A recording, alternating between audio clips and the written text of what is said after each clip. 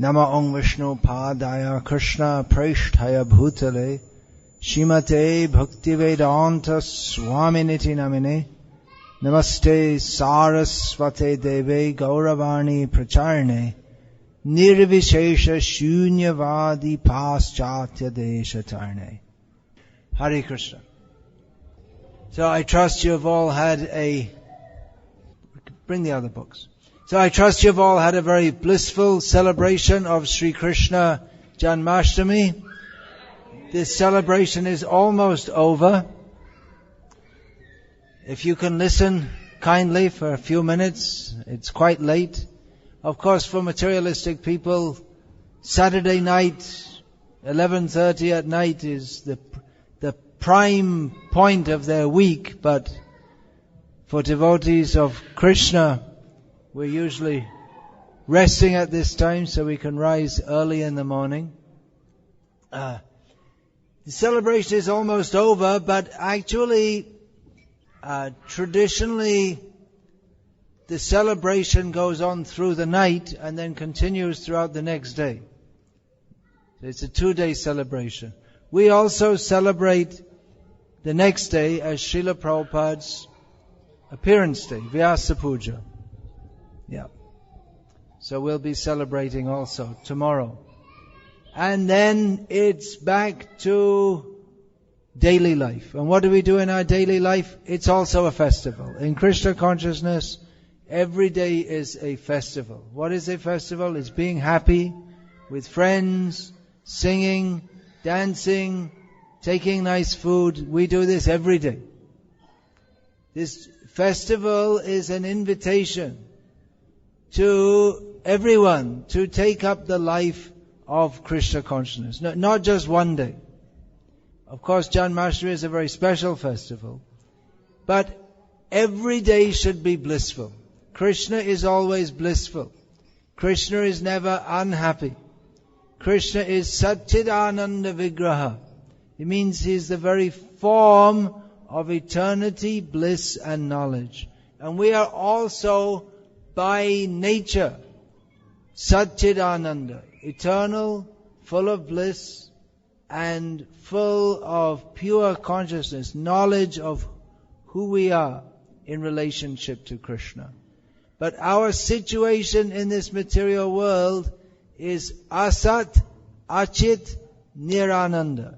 Asat means we are not in the eternal position. We get body after body after body. Punarapi jananam, punarapi maranam. This is our situation.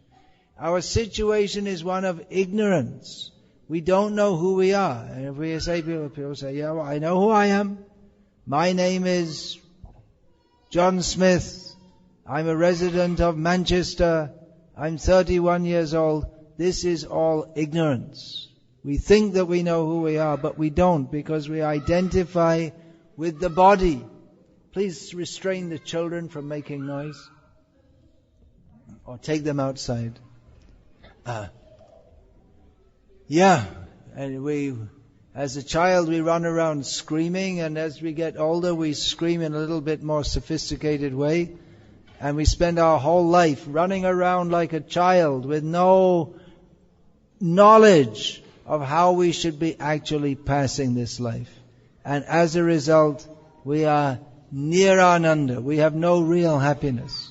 We think that happiness is if we get some more money, or if the football team we imagine that we support wins a game. Childishness. Our whole life goes in childishness. We're born in ignorance, we live in ignorance, we die in ignorance.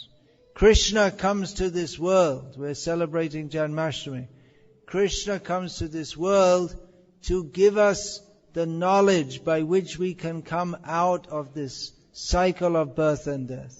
He gives knowledge in Bhagavad Gita, and He enacts His charming pastimes. One of the names of Krishna has many names. One name is Manoha. He attracts or steals our mind. Our mind is absorbed in everything which is of no value to us whatsoever. And Krishna, who is the actual person on whom our mind should be centered.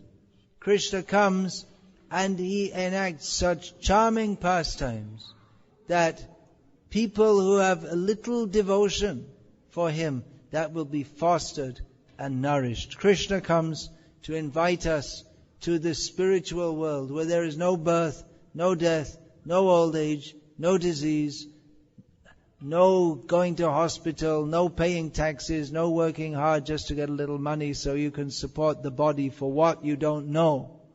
So Krishna comes very kindly. This is His kindness that He appears in this world.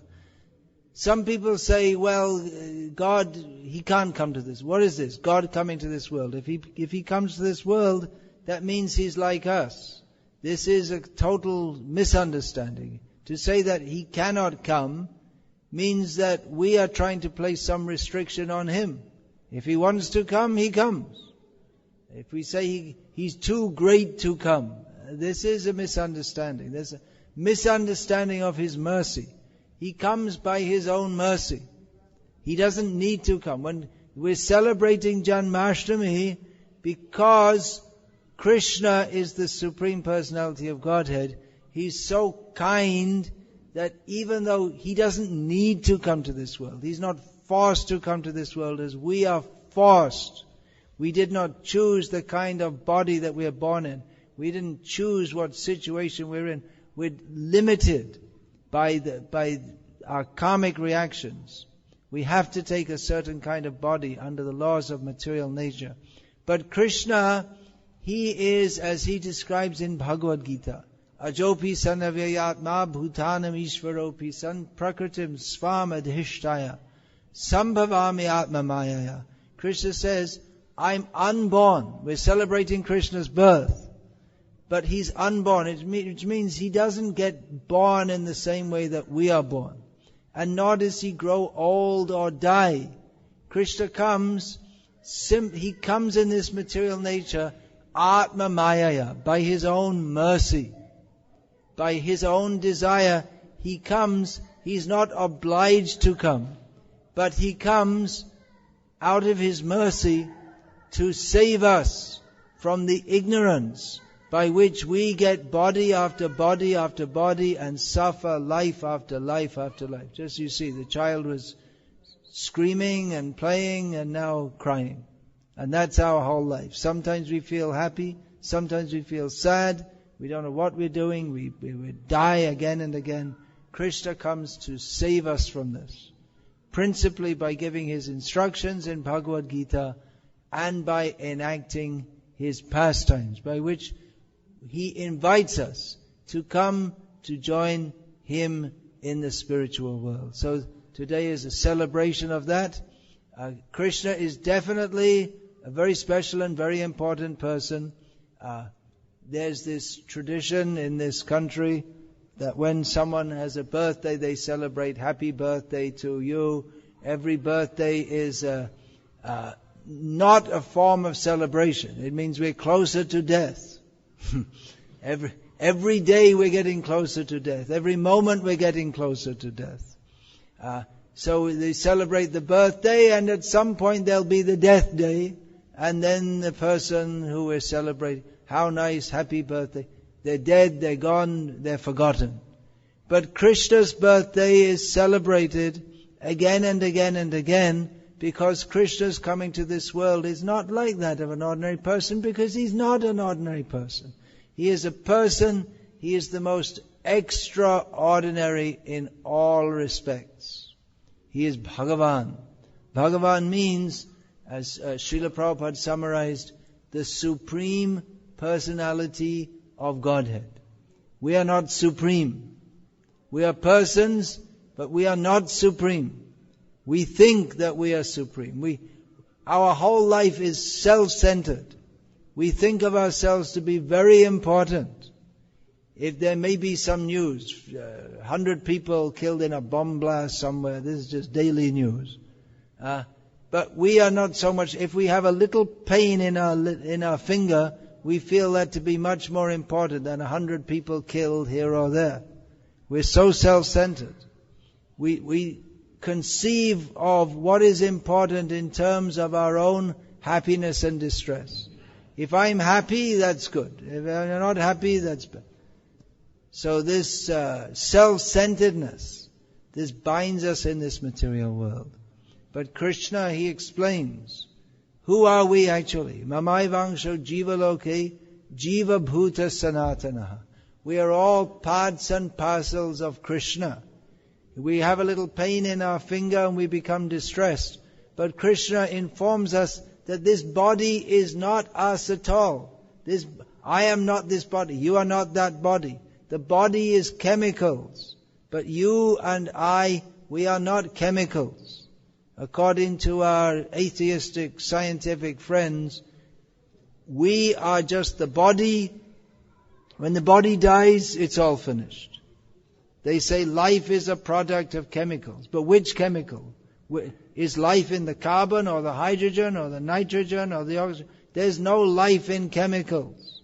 We are not the body. We are eternal, spiritual living beings. The body is simply a cage in which we're trapped, which we identify with. But Krishna teaches us to identify ourselves, to understand who we are as His eternal servant. Krishna is Satchidananda. Krishna is eternal, full of bliss and knowledge, the supreme personality of Godhead. We're also persons. We're also eternal by nature. But we are not supreme. We are not Godhead. We are subordinate. Just the little points we have to understand. It's not very difficult. It's not a very complex philosophy to understand. It's very easy to understand. Are we the body? No. We're eternal. It's the soul that gives life to the body. That's why when someone dies, we say they've gone away. It's not just in English, it's in every language in the world. When someone dies, they say gone away. Who has gone away? The same body is there. The actual person is not the body. The actual person is the soul.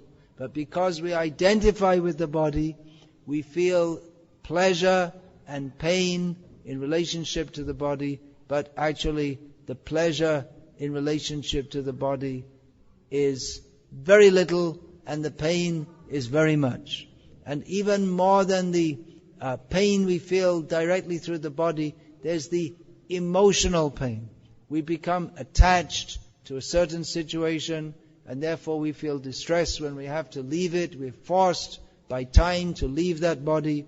We feel attached to our friends, to our relatives, but by the force of time, they have to go away, we have to go away. We feel attached to our house, to our car, to our reputation, our prestige, and everything is spoiled in the course of time. And therefore, we suffer. But if we understand, I have no relationship with any of this. This body is not me. I am an eternal servant of Krishna. Just we have to understand this point.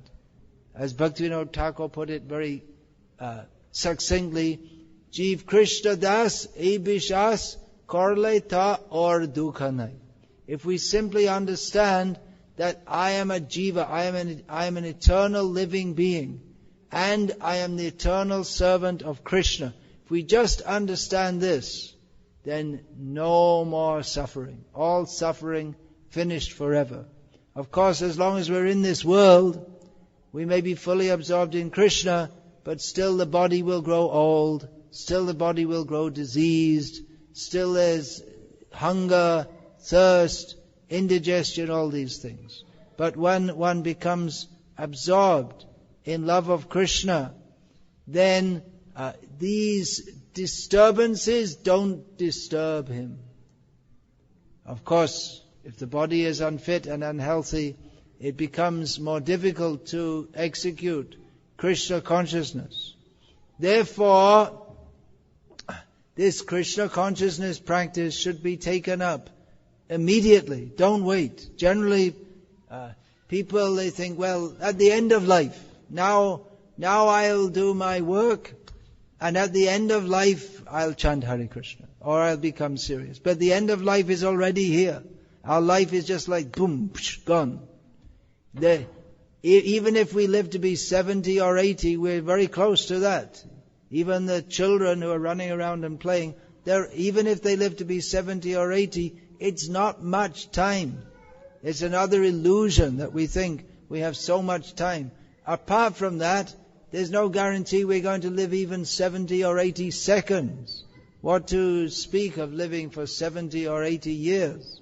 So, from the very beginning of life, we should take this practice of Krishna consciousness very seriously. People come, they hear about Krishna, they swing Krishna, they say Jai Shri Krishna, and then they go home and watch TV. What is this nonsense?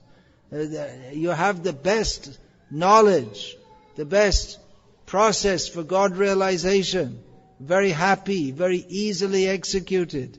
But people, they become attracted to that which is of no value whatsoever. In fact, not only not of any value, but it's positively harmful. So, we request all of you to consider, what are you doing with your life? We have a little independence. We can choose how to live our life. We can choose, actually you can choose to dedicate your life to Krishna. Not everyone can do that because they don't have any information about Krishna.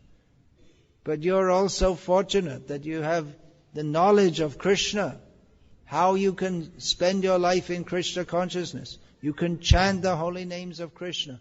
It's not difficult. Actually, the children from the very beginning of life, they should be trained. Kaumara acharet pragyo dharman bhagavataneha durlabhang manushang janma tadapya dhruvam arthadham.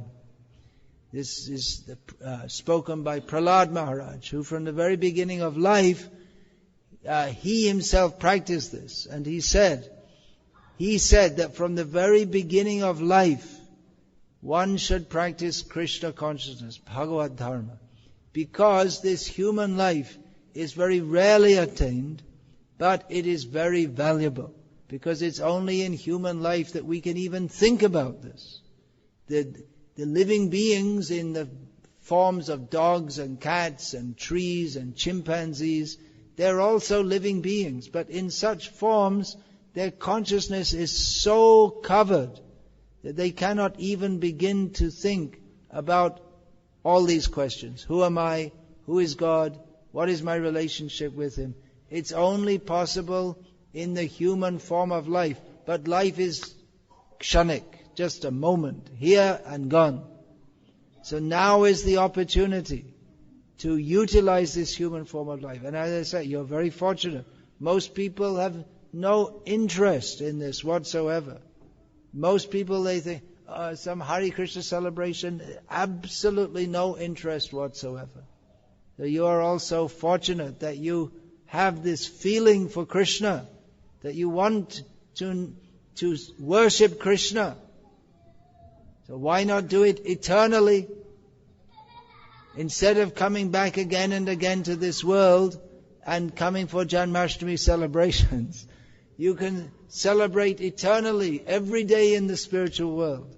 One description of Krishna is given in the Srimad Bhagavatam, Nitya Mahotsav, which means that Krishna, He is an eternal festival, always a festival. In the spiritual world, there's always singing and dancing, living with Krishna, just to see Krishna. Krishna is so beautiful.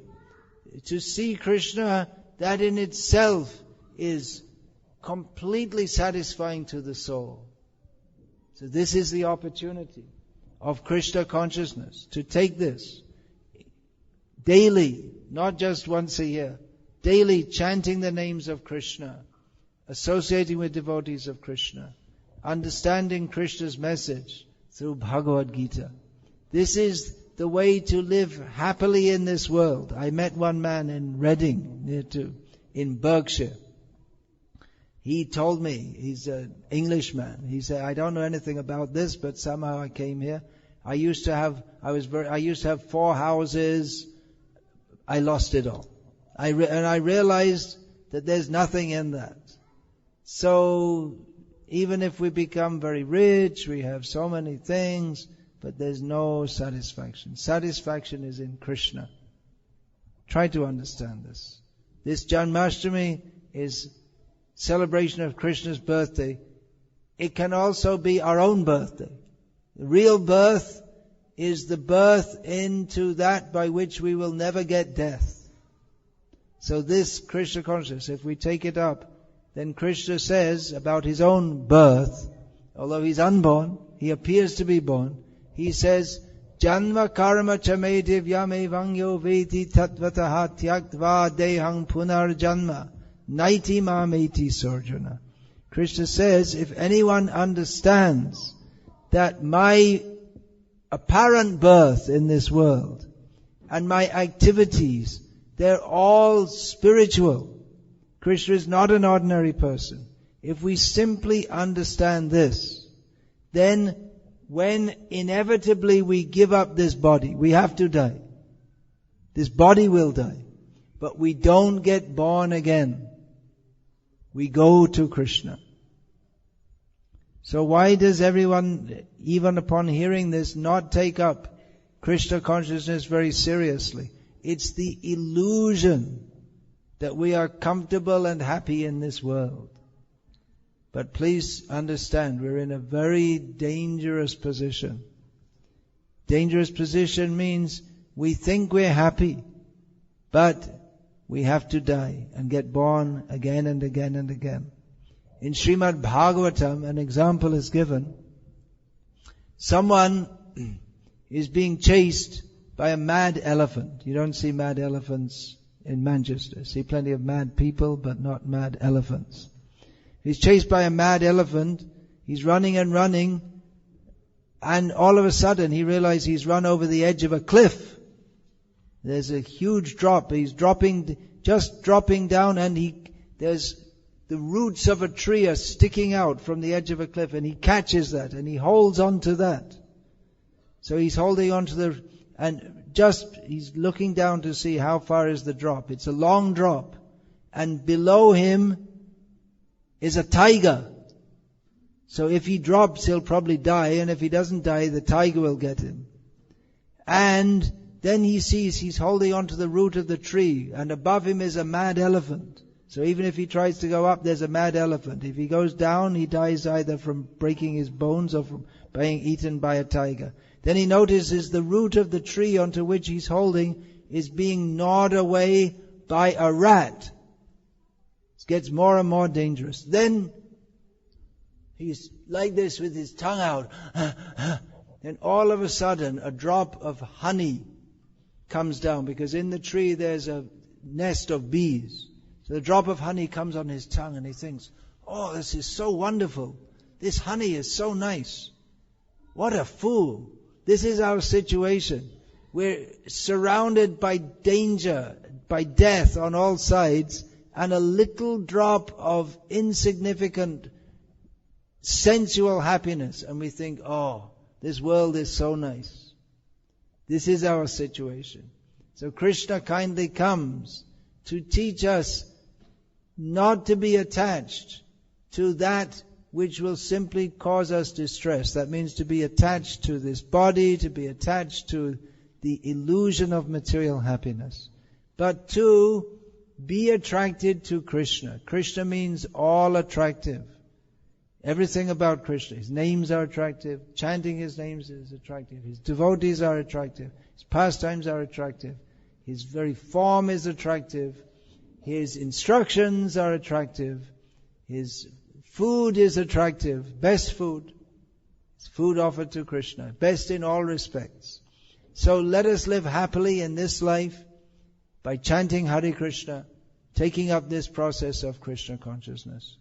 And in this way, we'll all go to the spiritual world and celebrate every day, every night also. Krishna, He's enjoying Himself so much, He doesn't even like to sleep at night. All day and all night, Krishna is simply being happy with His devotees. He comes to this world to invite us to give up this material world. Don't stay here anymore. Go back to home, back to Godhead, back to Krishna. Hare Krishna. I won't say much because It's almost time. Tomorrow is another celebration, the celebration of Srila Prabhupada's appearance in this world. For us, that's even more important than Krishna's appearance in this world, because we wouldn't know about Krishna if it wasn't for Srila Prabhupada. Or even those of you who are Indian, you might have known, but you wouldn't have known how important it is. So tomorrow we also have a celebration. We celebrate Srila Prabhupada's appearance in this world every day by acting according to his instructions, which bring us closer and closer to Krishna. Srila Prabhupada is that very great devotee of Krishna who introduced this Krishna consciousness in the Western world, which was impossible. No one even imagined it could be possible. It was not even within anyone's imagination that people in the Western world would chant Hare Krishna and dedicate their life to Krishna and give up all bad habits. Srila Prabhupada made that possible. That's only possible because Krishna Shakti Bina Nahe Tar Pravatan. Kali Kali Juga Dharma Krishna Sankirtan. Krishna Shakti Bina Nahi Tar Pravartan. In this Kali Yuga, this age of quarrel and hypocrisy, the Yuga Dharma, or the recommended religious process, is chanting the names of Krishna. And one cannot establish that in this world unless one is favored with the special Shakti, the special energy of Krishna. So Srila Prabhupada was a great devotee of Krishna. He's not an ordinary person like us who are born in this world under the force of our karmic reactions. Just as Krishna comes down from the spiritual world to pick us up and bring us back there, so Srila Prabhupada also, he's also an avatar. That doesn't mean that he's God, but he is imbued with the potency of Krishna. Shaktya Vaishavata. So tomorrow we shall celebrate the appearance in this world of Srila Prabhupada. And please also come. Actually, Krishna himself says, Mad Bhakta Puja Bhadika, that even more important than worshipping me is worshipping my devotee. So if we want to get Krishna's full mercy, we have to take his mercy through the great devotees, of whom in this age Srila Prabhupada is undoubtedly the greatest. All right, I'll finish there as just a few minutes left. I'd just like to tell you about my books.